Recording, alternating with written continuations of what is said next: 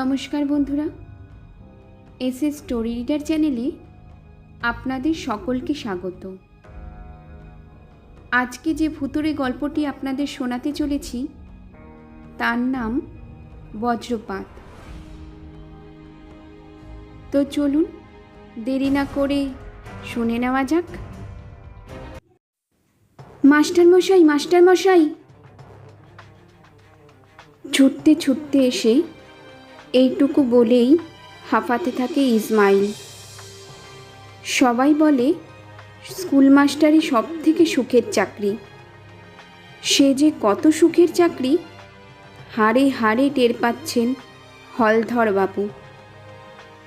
Unit test, mid day meal, তারপরে এটা আবার বোর্ডিং স্কুল, সব সময়েই কাজের চাপ।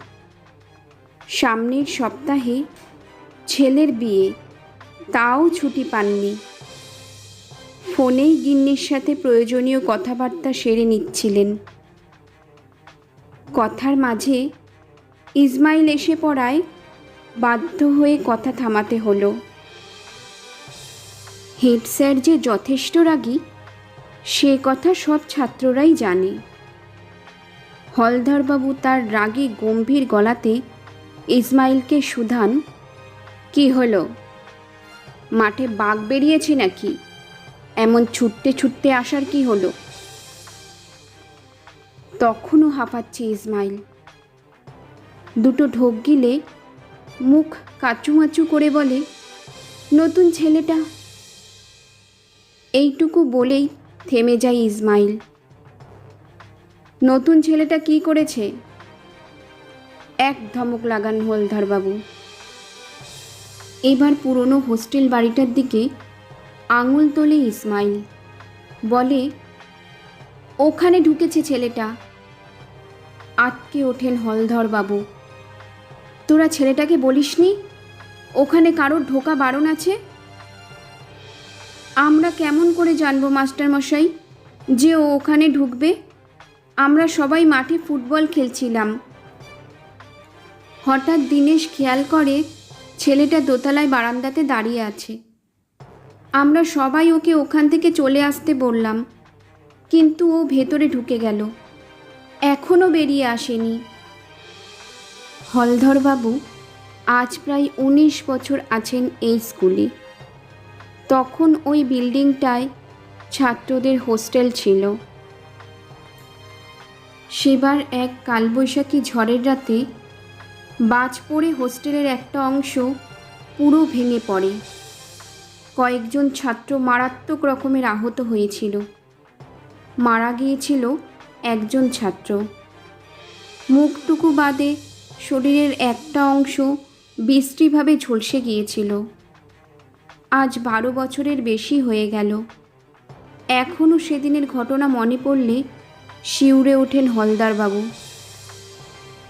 তারপর বছরখানিক ওই বিল্ডিং অমন অবস্থাতেই পড়ে থাকে। হোস্টেলের ছেলেদের স্টাফ কোয়ার্টার্সে সরিয়ে আনা হয়েছিল, কিন্তু বেশ কিছুদিন পর থেকে যতবার ওই বিল্ডিং সংস্কারের চেষ্টা হয়েছে একটা না একটা অঘটন ঘটেছে। দোতলা অবধি তো কেউ পৌঁছাতেই পারেনি। শেষ অবধি ভুতুড়ে বিল্ডিং নাম নিয়ে বিল্ডিংটা ভাঙাচোরা অবস্থাতেই পড়ে আছে। ওই নতুন ছেলেটা তো সদ্য কদিন হলো ক্লাস 6-এ ভর্তি হয়েছে। ওর বাবা মা দুজনেই কিভাবে যেন মারা গেছে। জ্যাঠা এসে ভর্তি করে দিয়ে গেছেন। উনি বলেছিলেন অবশ্য ছেলেটি বড় দুরন্ত, কিন্তু এই কদিন তো ছেলেটিকে বেশ চুপচাপই মনে হচ্ছিল। আর ভেবে কি হবে, এখন ভালোই ভালোই ওই ছেলেটাকে ভুতুড়ে বিল্ডিং থেকে বের করে আনতে পারলে হয়। না হলে কি কৈফিয়ত দেবেন ওর বাড়ির লোকের কাছে? শুধু কি বাড়ির লোক? পান থেকে চুন খসলেই পার্টি থেকে মিডিয়া কেউ ঝাঁপিয়ে পড়তে বাকি থাকবে না। স্কুল ছুটির পর প্রতিদিন বিকালেই তো ছেলেরা ওই মাঠে খেলা করে। ওই ছেলের এই সন্ধ্যের মুখে ওই ভাঙা বিল্ডিংয়ে ঢোকার কি দরকার পড়ল কে জানে। আজকালকার ছেলেপিলেগুলোই বড্ড বেহারা। আর দেরি না করে ইসমাইলের সাথেই এদিকে পা বাড়ায় হলধর বাবু। অন্য ছেলেরা সব কাচুমাচু মুখ করে দূরে দাঁড়িয়ে আছে। হলধর বাবু বিল্ডিংয়ের দিকে এগোতে গিয়েও থমকে যান। গতবার এক মিস্ত্রি জোর করে ঢুকেছিল বিল্ডিংয়ে, ঘরের জিনিসপত্র বের করে আনবে বলে। কিন্তু কি হলো, সবার চোখের সামনে সুস্থ মানুষটা মুখে রক্ত উঠে মারা গিয়েছিল। ডাক্তার ডাকার সময়টুকু অবধি পাওয়া যায়নি।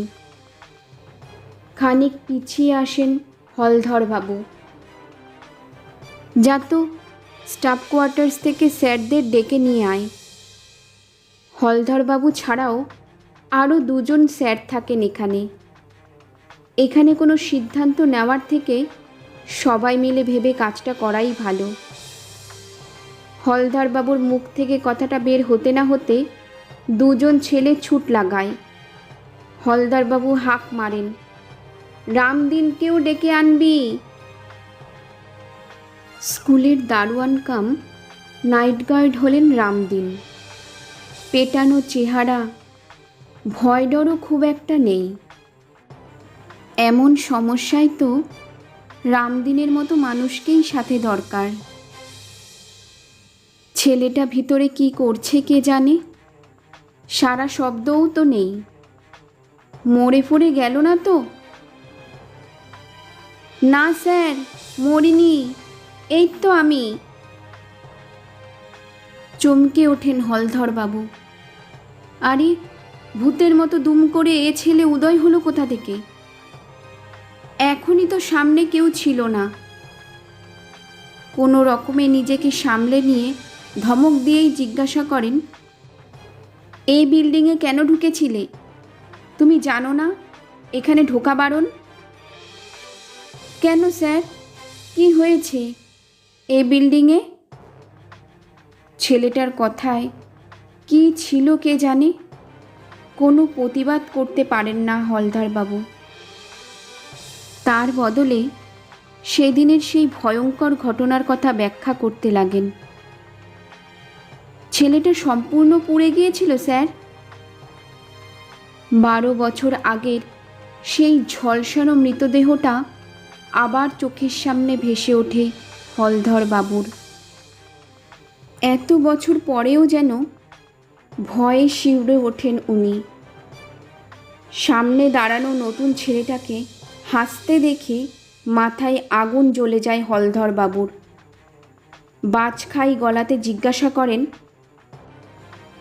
হাসির কি হলো? ছেলেটা তার পুলোভারটা খুলে ফেলে। দেখুন তো স্যার, এর থেকেও বেশি পুড়েছিল।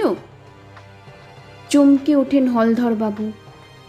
কি বীভৎসভাবে পোড়া শরীরের বাম দিকটা। এ তো সেই 12 বছর আগের বাজ পড়ে ঝলসে যাওয়া ছেলেটাকে দেখছে মনে হচ্ছে। আকাশে মেঘ তো ছিল না, তবু খুব জোরে বিদ্যুতের চমক আর মেঘের গর্জন। কাছাকাছি কোথাও বোধহয় বাজ পড়ল। ভয়ে হাত পা ঠান্ডা হয়ে আসে হলধর বাবুর। উনি পিছন দিকে জোরে ছুটতে লাগেন। ওই তো বঙ্কিমবাবু আর দয়ালবাবু আসছেন। দয়ালবাবুই জিজ্ঞাসা করেন, ছেলেরা কি বলল? কিছুই তো বুঝতে পারলাম না। কে ঢুকেছে ওই ভুতুড়ে বিল্ডিংয়ে? বঙ্কিমবাবু বলছেন, ওরা বলছে নতুন ছেলেটা নাকি ওই ভুতুড়ে বিল্ডিংয়ে ঢুকেছে। কিন্তু ওর জ্যাঠা আমার মোবাইলে ফোন করেছিলেন, ওর ঠাকুমা অসুস্থ, তাই ওকে নিতে আসবেন আগামীকাল।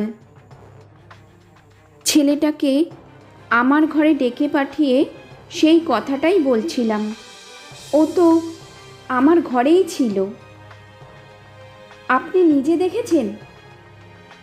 এই ছেলেদের কথার কোনো ঠিক আছে নাকি? কি দেখতে কি দেখেছে? আকাশে এমন মেঘ করেছে, এখনও খেলা খেললেই হবে, পড়তে বসতে হবে না। এখনই যে যার ঘরে গিয়ে ইংরাজি বই নিয়ে বসো, আমি 10 মিনিটের মধ্যে যাচ্ছি। দয়ালবাবুর বকুনিতে ছেলেরা সবাই হৈ হৈ করতে করতে ফিরে যাচ্ছে হোস্টেলের দিকে। ছেলেরা কি দেখতে কি দেখেছে হতে পারে, কিন্তু হলধরবাবু একটু আগে নিজে যা দেখেছেন তা ভুলবেন কি করে? কিন্তু সে কথা বলতে গেলে কেউ বিশ্বাস করবে না। কাউকে কিছু না বলে ধীর পায়ে নিজের ঘরের দিকে পা বাড়ান হলধরবাবু। মনে মনে ঠিক করে ফেলেন, ছুটি না পেলেও কাল সকালেই মেডিকেল লিভ নিয়ে বাড়ি চলে যাবেন। আর মাত্র 3 বছর চাকরি আছে। গিন্নির কথা মতো এবার বাড়ির কাছাকাছি ট্রান্সফার নেওয়ার চেষ্টাটা করতেই হবে।